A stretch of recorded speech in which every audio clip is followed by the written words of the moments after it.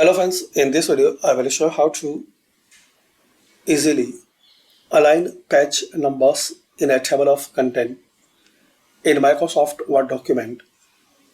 So in case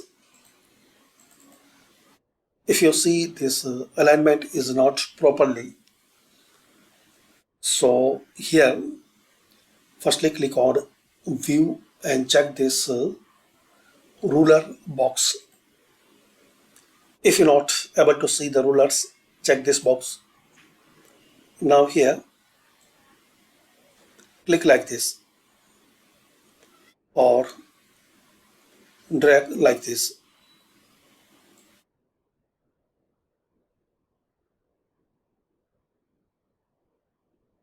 If you see the line number is not properly up here,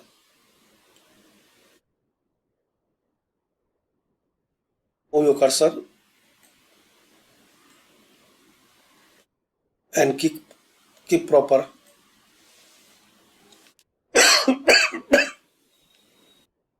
So this way you can fix and resolve. Thanks for watching and share, like and subscribe this channel.